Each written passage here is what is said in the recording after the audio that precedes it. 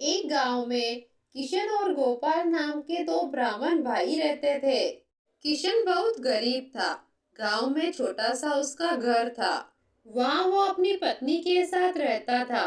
तो दूसरी ओर किशन का भाई गोपाल बहुत अमीर था। गांव में उसका एक बड़ा सा मकान था। दोनों पति पत्नी बहुत लालची थे। कभी भी गोपाल किशन की मदद नहीं करता था। किशन की पत्नी रोज किशन को ताने मारा करती थी। इस दान पुण्य के रास्ते चलते क्या मिल गया आपको? दो वक्त का खाना तो ठीक से जुटा नहीं पाते हो। मेरे से जितनी मेहनत हो सकती है उतनी करता हूँ। अब मैं क्या करूँ जब दो वक्त का खाना भी नहीं ला पा रहा हूँ। अपने भाई गोपाल को देखो, कितना पैसा कमाता है वो। कितना बड़ा घर बना लिया उसने। और एक आप हो जो हमेशा कर्म और धर्म की बीन बजाते घूमते रहते हो। अपनी पत्नी के ताने सुनकर किशन घर से बाहर चला जाता है। ऐसे ही गरीबी में किशन के दिन गुजर रहे थे और ऐसे ही समय निकलता जा रहा था। पूर्णिमा के दिन किशन की पत्नी सुबह सुबह ही उसे ताने मारने लग जाती है। अब आगे क्या सोचा है? ऐसे ही जीना है या फिर कुछ करना भी है? अगर ऐसे ही कर्म पुण्य के रास्ते पर चलते रहे तो ये छत भी हाथ से चली जाएगी। अपनी पत्नी के ताने सुनकर किशन को गुस्सा आता है और वो वहां से चला जाता है। घर से निकलकर वह जंगल की तरफ चला जाता है ताकि कोई जंगली जानवर उसे खा जाए। उस जंगल का राजा एक शेर था। उसने अपना पहरेदार एक सारस को बना रखा था ताकि जब भी शेर गुफा में आराम करे तो उसकी नींद में कोई विघ्न न पड़े। कुछ समय बाद सारस एक ब्राह्मण को अपनी तरफ आते हुए देखता है। ये तो साक्षात ब्राह्मण देवता पधार रहे हैं, वो भी आज पूर्णिमा के दिन। उनके दर्शन करके तो मैं धन्य हो गया हूँ। आज मुझे भी ब्राह्मण देवता की सेवा करने का अवसर मिला है। उनकी सेवा करके थोड़ा पुण्य मैं भी कमा लेता हूँ। ब्राह्मण देवता को थोड़ा पास आने देता हूँ, फिर ये बात शेर महाराज को बताऊंगा। कुछ समय बाद किशन सारस के पास आता है। किशन को देखकर सारस कहता है, धन्य भाग्य हमारे जो आज आपके दर्शन हुए, वो भी आज पूर्णिमा के दिन। प्रणाम ब्राह्मण देवता, आप यहीं पर रुकिए। मैं अभी जंगल के राजा शेर को आपके आने की सूचना देता हूँ। उठिए शेर महाराज, उठिए और देखिए, साक्षात ब्राह्मण देवता आपके दरबार में पधारे हैं। चलिए उठिए और चलकर उनका दर्शन कीजिए।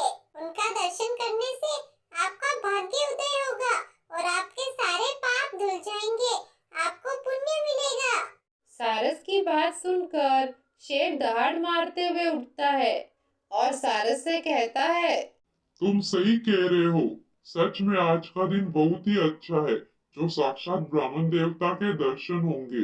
मैंने बहुत सारे पाप किए हैं। अब मैं कोई पाप नहीं करना चाहता हूँ। क्या पता इनके दर्शन करने से मेरे सारे पाप धुल जाए। जाओ सारस, और ब्राह्मण को आदर पूर्वक मेरे पास लेकर आओ। शेर की बात सुनकर सारस गुफा से बाहर आता है और किशन से कहता है, चलिए ब्राह्मण देवता, अंदर चलिए। आपको शेर महाराज ने बुलाया है, वो भी आपके दर्शन करना चाहते हैं। शेर के पास इंसानों के लूटे हुए कुछ गहने थे। वो सारे के सारे गहने ब्राह्मण के सामने रख कर उन्हें प्रणाम करता है। ये गहने ले जाइए। इन गहनों पर आपका अधिकार है।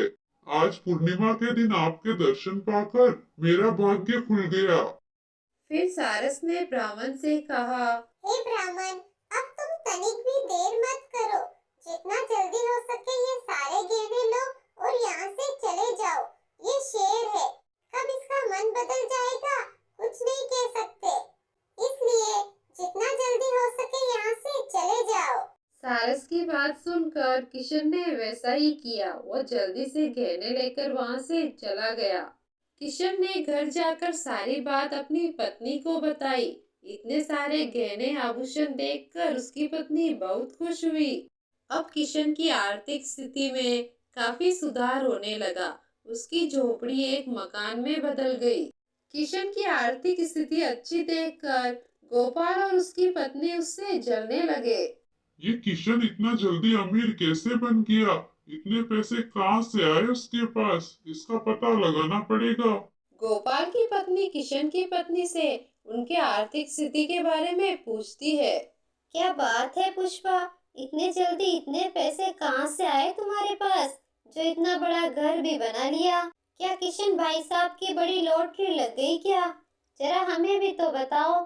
फिर किशन की पत्नी जंगल की सारी बात बता देती है। यह सब सुनकर गोपाल की पत्नी हैरान हो जाती है। अब वो भी अपने पति गोपाल को जंगल में भेजती है शेर के पास।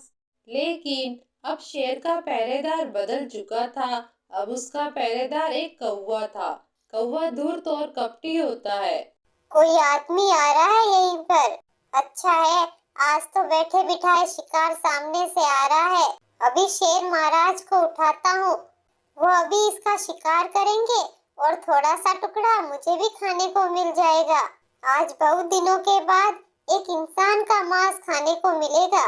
कौवा जोर से काऊ काऊ करते हुए शेर के पास आता है, ताकि शेर की नींद खुल जाए और वो गुस्से में आकर उस आदमी को मार डाले।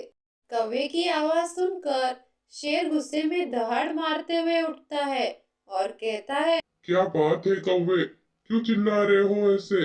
महाराज, मैं तो आपको ये बताने के लिए आया हूँ कि एक आदमी हमारी गुफा की तरफ ही आ रहा है। उठिए और उसका शिकार करने के लिए तैयार हो जाइए। कौवा शेर को बता ही रहा था, तब तक गोपाल गुफा के अंदर आ जाता है। तब शेर कौवे की मंशा समझ जाता है और वह गोपाल से कहता है, हे ब्राह्मण, तुम जितना जल्दी हो सके यहाँ से चले जाओ, क्योंकि अब मेरा वजीर सारस नहीं बल्कि एक कौवा है, जो बहुत ही धूर्त और कपटी होता है। तुम्हें मार कर सारस के द्वारा जो पुण्य मैंने कमाया था, उसे मैं गंवाना नहीं चाहता। इससे पहले कि मेरा मन बदल जाए, तुम यहाँ से चले जाओ। शेर की बात सुनकर गोपाल जल्दी से वहां से चला जाता है। इस कहानी से हमें यह शिक्षा मिलती है कि हमें भी अपना स्वभाव सारस के जैसा ही रखना चाहिए। दूसरों के दुख में उनकी मदद करनी चाहिए, न कि कौवे के जैसा जो दूसरों का बुरा चाहता हो। कहानी को लाइक, शेयर और सब्सक्राइब जरूर करें।